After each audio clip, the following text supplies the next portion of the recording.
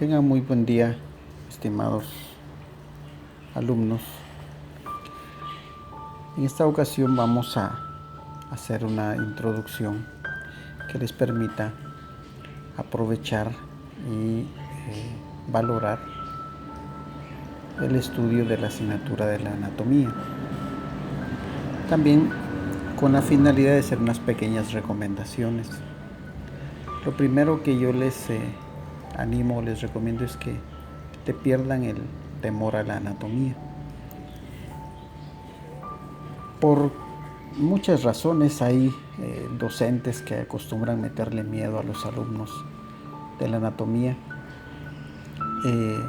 y eso impide que los médicos, en este caso como alumnos, le pierdan el gusto a esta maravillosa asignatura.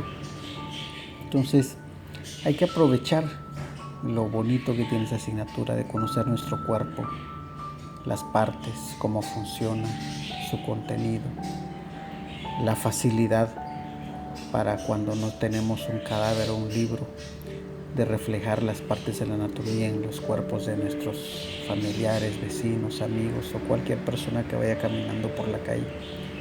Nos va a servir para disfrutar esta asignatura.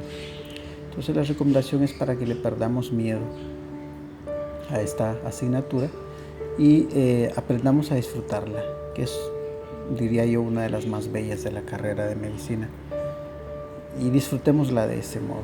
No es nuestra intención hacerla o seguir proyectando a la anatomía como una asignatura muy difícil o una asignatura para dejar a gente con traumas, etcétera, sino todo lo contrario. Aprendamos pues a disfrutar de esta maravillosa asignatura. Bien, ¿qué podemos decir de la anatomía? A la anatomía se le conoce como la ciencia que estudia las estructuras y las funciones de nuestro cuerpo. Obviamente es una de las ciencias básicas de la medicina y de la cual desde tiempos muy antiguos se tiene noción de su estudio, de su implementación.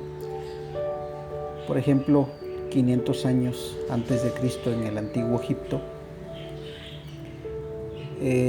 ya se usaba o se estudiaba la anatomía como tal. Y eso pues nos lleva a que la anatomía no es una asignatura actual, es una asignatura que ya viene de miles de años atrás. Y obviamente pues porque es el estudio de la estructura del cuerpo que nos permite a nosotros movilizarnos e interactuar con otros seres humanos. Por eso la importancia de esta asignatura, y a eso se debe que miles de años hacia atrás pues ya se estaba estudiando. Ahora bien, para estudiar la anatomía, esta se divide en varias partes o varios tipos de anatomía, por decirlo así. Una de ellas es lo que se conoce como la anatomía regional o topográfica. Esta es un método, por decirlo así, para el estudio del cuerpo dividido en regiones. Aquí tenemos que se divide el cuerpo en el tórax, el abdomen,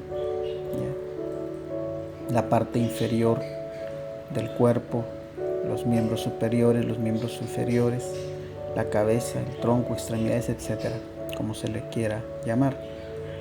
Esto pues se logra a través de la disección, y durante este tipo de anatomía regional o topográfica se estudia el cuerpo a través de la palpación y el movimiento de las partes del cuerpo. La otra rama de la anatomía o la otra anatomía que vamos a estudiar nosotros es la anatomía sistémica. Esta, para su estudio y comprensión, ha dividido al cuerpo por sistemas. Dentro de estos pues tenemos el sistema tegumentario, que lo estudia la dermatología y que básicamente consta de la piel, el pelo, las uñas y las glándulas sudoríparas. Dentro de lo que sería el sistema tegumentario. Esto estudiado pues a su vez, como decíamos, por la anatomía sistémica. El otro sistema en el cual divide el cuerpo la anatomía sistémica es el sistema esquelético. Ya la asignatura pues que la estudia es la osteología, o la ciencia mejor dicho, y se compone básicamente pues de los huesos y cartílagos. Después encontramos el sistema articular. Este está conformado por articulaciones y ligamentos que van a conectar las partes óseas del sistema esquelético. El otro sistema es el sistema muscular, que lo estudia la miología. Consta de músculos que se contraen para mover las partes de nuestro cuerpo. Los músculos son los que nos permiten el movimiento hacia cualquier parte de nuestro cuerpo o del medio ambiente donde nos encontremos. Obedece pues al el caso de los músculos apoyados en los huesos. El otro sistema es el circulatorio, que lo estudia a su vez la angiología, y este va a estar conformado por el aparato cardiovascular, el cual a su vez está constituido por el corazón, los vasos sanguíneos y el sistema linfático. Este último pues que es una red de vasos que elimina el líquido intracelular o el líquido que queda entre las células. Posteriormente tenemos el sistema digestivo, el cual es estudiado por la gastroenterología y se compone o va a estar incluido en él pues todos los órganos que se ocupen de la ingestión, la masticación, la deglución, la absorción de los alimentos y su posterior eliminación. Todo eso va a conformar lo que es el sistema digestivo. El sistema respiratorio, que es otra de las divisiones de la anatomía sistémica, el cual estudia la neumología, consta de las vías respiratorias y sus respectivos pulmones o el par de pulmones que todos poseemos. El sistema urinario, que a su vez lo estudia la urología, está integrado básicamente por el par de riñones, los uréteres, la vejiga urinaria y la uretra, que son los encargados de filtrar la sangre para luego producir, transportar y almacenar el líquido extraído de la sangre, que se conoce como orina. Tenemos seguidamente el sistema reproductor, el cual en el caso de la mujer lo estudia o lo va a atender la ginecología y en el caso de los hombres la andrología. Se componen o está conformado principalmente o básicamente por los genitales y sus componentes, como los ovarios, los testículos, etc.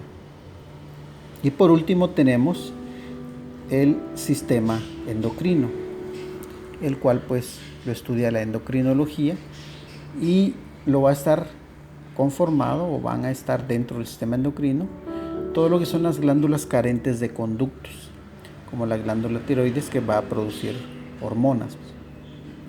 Bien, todos estos sistemas que les acabo de mencionar son los que van a conformar lo que es la anatomía sistémica.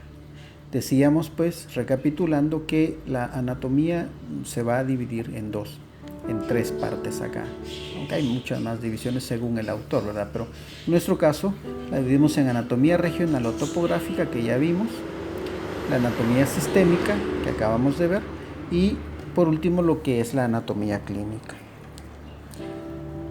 Esta última incorpora en los métodos anteriores, que es regional y sistémico para el estudio particular de la anatomía.